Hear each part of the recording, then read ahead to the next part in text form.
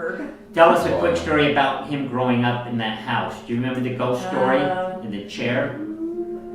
He lost his oldest brother, the oldest boy died, and the brother that was closest to him in his age, Ralph, and then his baby sister, June. So within a year, he lost 3 of his siblings that were really precious to him. They were really very poor. His mother would scavenge for food when the boys would go out and pick peas and bring things home to eat. They were really grateful to have food. She would go to the ditches, and I gathered watercress with her and choke cherries too. We'd go to the... You can eat watercress? Yep. Oh yeah. Yep, would get watercress and choke cherries and with Grandma, and she always made bread and butter. I can remember working with her. She would pinch this is my grandmother, Dad's mom. She'd pinch the dough off in little balls. I can remember that's how she'd make her little rolls, and I do it that way, and I think of her every time I do it. With clove? With clove. He and his brother burned the barn down. Ralph and him, when they were boys, were trying to get hen off the nest, and the barn caught fire, and so they ran and hid because they knew they were in trouble. I don't know if it was in a ditch or under a porch. I heard 2 stories, but they were so glad to find the boys alive that they didn't get in trouble for burning down the barn. To do that. Wow. Yeah, and he told a story about the ghost that he'd go at nighttime. The window upstairs was broken out, it'd be cold, and in his room he'd be hiding in the blanket, and he'd heard someone come out of the attic, go down a rock in that rocking chair, and go back up. That's one of his famous stories about that I remember doing that. And that house had one cook stove for heat. And it burned down eventually. Yeah, and they had broken windows in the house. Yeah. And they drank the ditch water in front of the house. That's what. Okay, I'm Rick, and I'm with the Norman and Faye Hawk Story, and we're telling stories, and it's May 2019. I'm Doug. Monty. Dave. Darlene. And we're going to answer the question, what do you think is the most important lesson your parents taught you? And I'm going to go first. And what I think that I've learned that's impacted my life the most is that my mom and dad had a lot of confidence in me, that I know. I heard my mother tell a friend this: my daughter Darlene can do anything. She is so talented. And I heard her say that, and I remember how I felt, how proud I felt that my mother did that. And I've carried that with me always. I always knew I could do anything. I can do hard things, and I've been blessed with her having faith in me and giving me opportunities to develop talents. I had to write a poem every day when I was like 8, 9, 10, 11, 12. I had to write a poem. Like you practice the piano, I had to write a poem. And one day I remember I wrote, I hate my mother very much. She makes me write this poem. And if she keeps on doing it, I will run away from home. And I gave it to her, and I said, I hope this counts. And she read it, yep, it counts.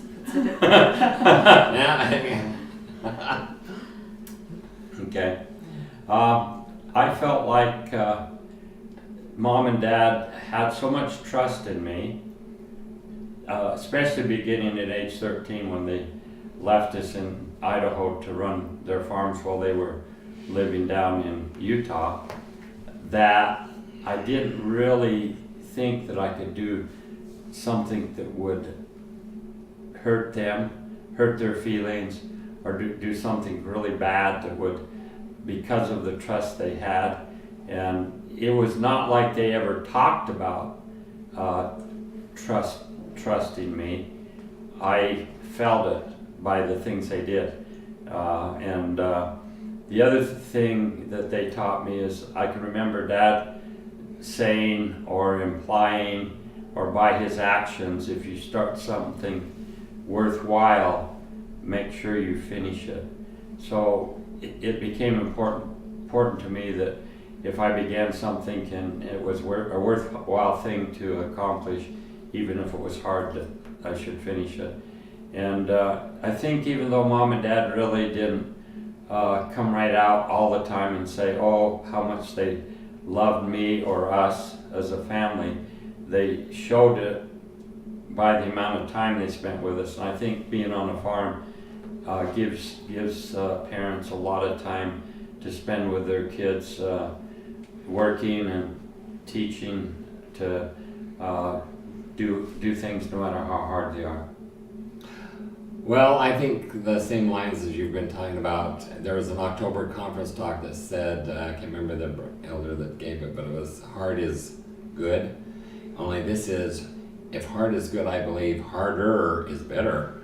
And so I think everyone has challenges in their life, but you can do, the hard things come, and it's blessed my life because I have complete confidence of doing anything. There's nothing I don't try.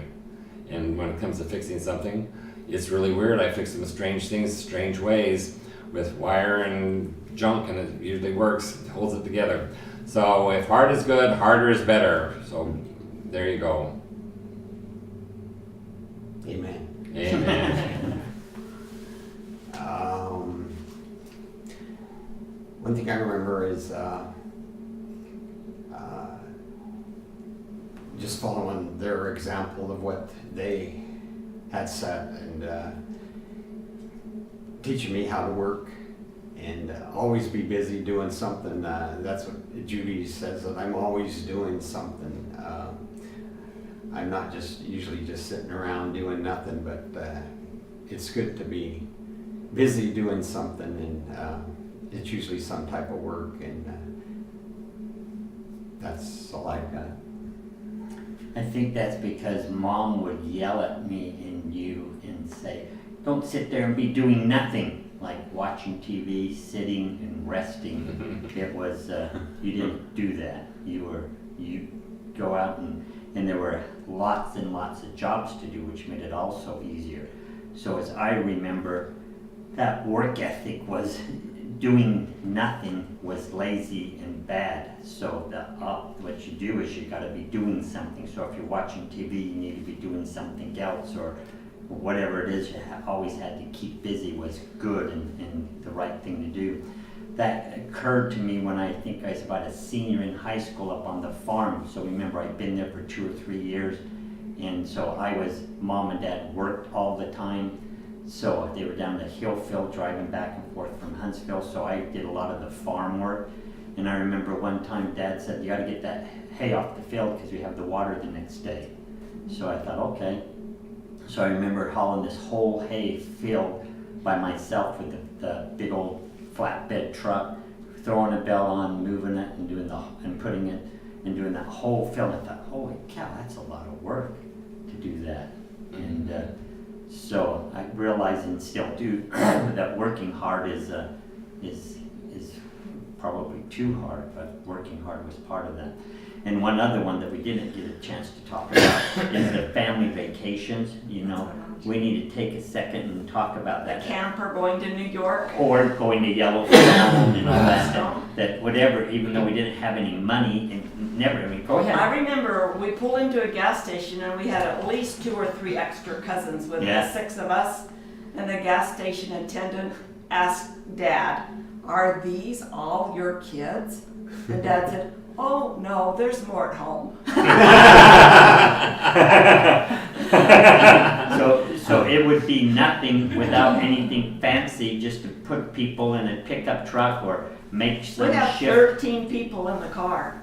Oh, really? Yeah, we Yes. would go into church. Oh Went yeah, right you were, already you were 3 married. layers thick. We had 3 somebody layers on the thick. lap, somebody on the lap, and somebody on the lap. Exactly. And the time we went to New York, the one in the camper, it was, did you go? And Russell And Kevin Anderson went, and Kevin went. Yeah. and you went, Yeah, Yeah. and Dad and Mom. And Were she you bought at the camper? antiques. Yeah. And she bought antiques back east. We had A to figure giant out- mirror and a hall tree. Besides all these people in this behind the pickup, you're inside the pickup. But we worked. We slept outside on top of the Picnic tables. picnic tables and the pet areas and and the roof of one time it was the roof over the picnic table. yeah, the roof over the picnic tables.